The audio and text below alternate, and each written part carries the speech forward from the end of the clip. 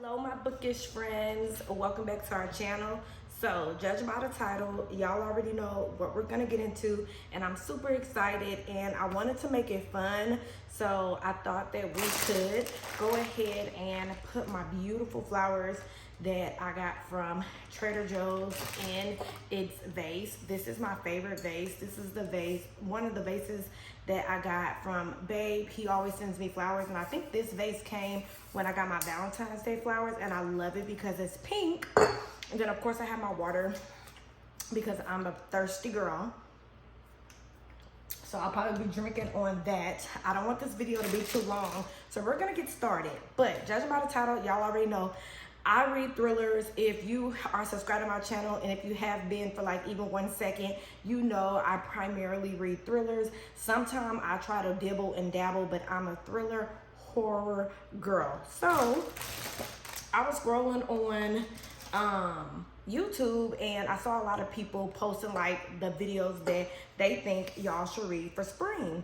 And I know thrillers are not really like a spring happy thing, but I did a little research and I think I found like 5 or 6 books that I haven't read that I felt embodied spring, and I wanted to share them with y'all. So as we do that, I'm gonna go ahead and cut my flowers because I thought that would be like kind of fun, like a fun thing to do. So I do have my food plants. They gave me a lot of it, so I'm gonna put those right there. Do y'all have Trader Joe's? Let me know. Do you get flowers from there? Because we definitely do. So yeah, I just got a small, beautiful bouquet. I wanted some color in the apartment, and this is the bouquet that I picked. I'm not a florist. I don't really know all the ins and outs, but I'm gonna be cutting the stems and putting them in this vase. So without further ado, I think I'm gonna go ahead and add some water to the vase.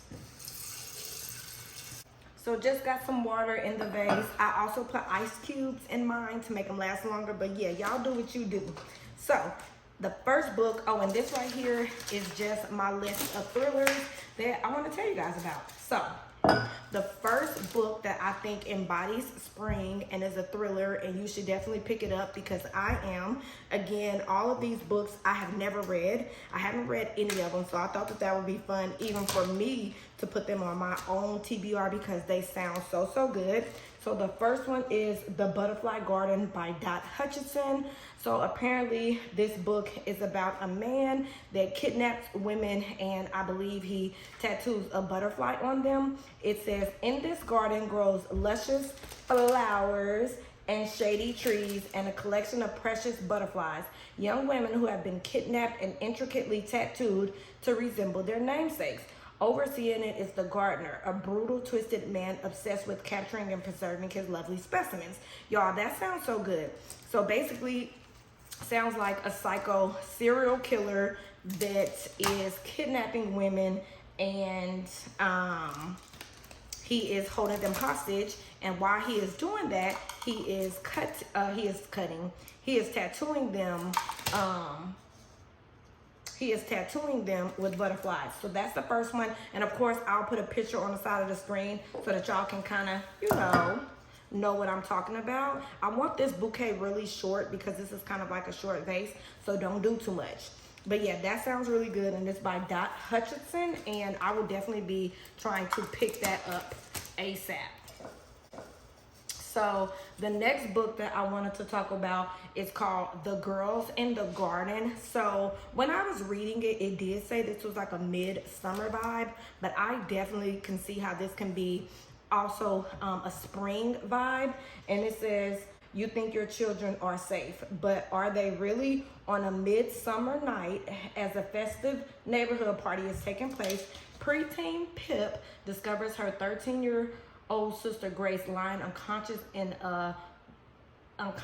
bloody in a corner of a lush rose garden. What really happened to her? So I picked this one because it's talking about a garden and roses and flowers, and to me spring is like a March through May.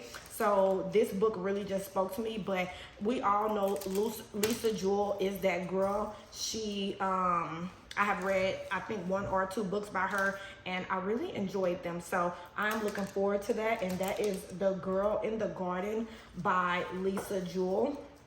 Definitely planning on picking that up soon. The next book is called Two Truths and a Lie by Mel Mitchell Moore. And this one also, I think, can double as a summer or spring book, but I think that it should be kind of like read in the spring. That's when I'm going to read it. And it says, Truth. Sherry Griffin and her daughter Katie recently moved to beach town of Newbury, Massachusetts. They've been welcomed by Rebecca Coleman, unofficial former leader of the Newbury Mom Squad, and her teenage daughter Alexis, Katie's new babysitter. Truth. Alexis has time on her hands after a falling out with her friends involving her popular YouTube channel. Katie can't be left alone because of the nightmares that don't jibe with Sherry's vague story about her past. Lie. There's no new man in Rebecca's life, and it's definitely not one connected to the Mom Squad. Alexa isn't seeing anyone new herself and plans on shutting down her YouTube channel before leaving college. It's a blend of propulsive, thriller, and gorgeous spring read. Two Truths and a Lie reminds us that happiness isn't always a day at the beach. Some secrets aren't meant to be shared, and the most precious things are the people we love. So this one can kind of border like summer, but I wanted to include it because I think that it's giving summer and spring vibes, and I'm excited about this one, and I love that. So the next book is called Comfort Me with Apples. And y'all, when I saw the cover of the book, which y'all are looking at right now on the screen, it screamed spring to me. And I definitely wanted to read it and include it in this video. So it says, Sophia was made for him. Her perfect husband, she can feel it in her bones. He is perfect. They're home together in Arcadia Gardens. Everything is perfect. It's just that he's away so much, so often. He works so hard. She misses him and he misses her. He says he does, so it must be true. He is the perfect husband and everything is perfect, but sometimes Sophia wonders about things, strange things, dark things. The look on her husband's face when he comes back from a long business trip, the questions he will not answer, the locked basement she's never allowed to enter, and whenever she asks the neighbors, they can't quite meet her gaze. Like, that sounds bomb. But the cover is definitely giving spring to me, and I love that. So that is another one that I think we should check out, maybe together. I have added all these books to my Amazon wish list, and I will be asking my man to buy me some of them. I do have another vase because this one looks pretty full. I like where this one is going, so let me see if I can find another vase real quick. Like I said, I have so many vases, so let's try to do something with these cuties. Let's see, maybe I can do something with this skinny one. So that was that one, and then I think I got 2 more books. So the next book is called A History of Wild Places by Shay Earnshaw. And of course, the book is on the screen. It says Travis Wynn is an unusual talent for locating missing people. Hired by family as a last resort, he requires only a single object to find the person who vanished. When he takes on the case of Maggie St. James, a well-known author of dark children's books, he's led to a place many believe to be only a legend.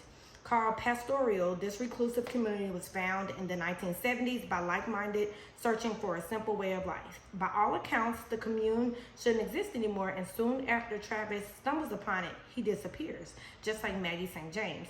Years later, Theo, a lifelong member of Pastoral, discovers Travis's abandoned truck beyond the border of the community. No one is allowed in or out, not when there's a risk of bringing a disease rot into Pastoral. Unraveling the mystery of what happened reveals secrets that Theo, his wife Calla, and her sister Bee keep from one another. Secrets that prove their perfect, isolated world isn't as perfect as they believed, and the darkness takes many forms. This book is a lot of what happens in a book refers to like nature, and I really love that. And it's kind of dark, it's mysterious. It says hauntingly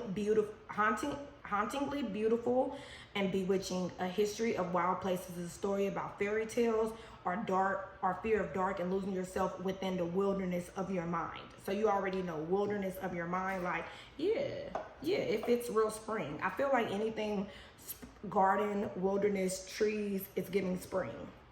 And the last book, no, I got 2 books. So the next book is Follow Me to Ground by Sue Ransford, and it says, Di and her father, touched by the power to heal illness, lived on the edge of a village where they helped sick locals or cures by cracking open their damaged bodies or temporarily burying them and reviving dangerous ground nearby. Ada, a being both more and less than humor, is most uninterested in the cures until she meets a man named Sanson. When they strike up an affair, to the displeasure of her father and Sanson's widowed pregnant sister, Ada is torn between her love life. So basically, this book is about a man and his daughter, and they have like crazy practices where they cure people, and the way that they cure people is and the way that they cure people is like through burying them, through a lot of herbs that they find like in the wild and things like that. And the people in the community, they not really with it. They like, something ain't right. So then apparently she falls in love with this man, and she has to choose, I guess, between her dad and the man. And then it says, Follow Me to Ground is fascinating and frightening, urgent and propulsive. In Ada, award-winning author Sue Ransford has created an utterly bewitching heroine, one who challenges conventional ideas of womanhood and the secret of the body, slim but authoritative. Follow Me to Ground lingers long after its final page, pulling the reader into a dream between fairy tale, nightmare, desire, and delusion. Folktale and mourning. So I think that this one is a thriller, but also kind of borderline fantasy or whatever. But I think that it definitely fits spring because of the practices that her and her dad use, like burying people in the ground and using a lot of herbs that are from nature. And I think that that's really cool. So I only have one more book that I want to recommend, and we are also actually pretty much done with my little bouquets. I'm gonna put one in the kitchen and one in my in our bedroom. But the last book that I want to recommend is a novella. It's only about 90 pages, and it's called They Were Here Before Us by Eric LaRocca. And y'all, when I read this, that's all you need to know. So a little quick description about the book is just this. It says, oh, this is gonna be cute. It says, the only thing more brutal than nature is love. That's all you need to know. The only thing more brutal than nature is love. And I think that that sounds crazy. So yeah, I'm not even gonna go into any more detail because the book is literally only 90 pages. So I think if I said anything else, we would absolutely know what the book was about. But yeah, guys, I'm gonna put my plant food in, and I'm also gonna put some ice cubes in the bottom. I don't know if y'all do that. So my plants can be, my flowers can be healthy. So yeah, y'all let me know if any of the books that I described, like, do they sound good to y'all? Let me know in the comments what book sounds the best. What book would you pick up? Because I'm actually thinking about reading all of them. They all sound so good to me. I think the one that I'm most excited about is The Butterfly Garden. I think that that's just like sounds so crazy that he tattoos butterflies on his victims. So yeah, these are my beautiful flower bouquets that I just made, and I had a good time. So yeah, y'all let me know if you have read any of these books, if you plan to, and I will see you guys in my next video. Bye guys.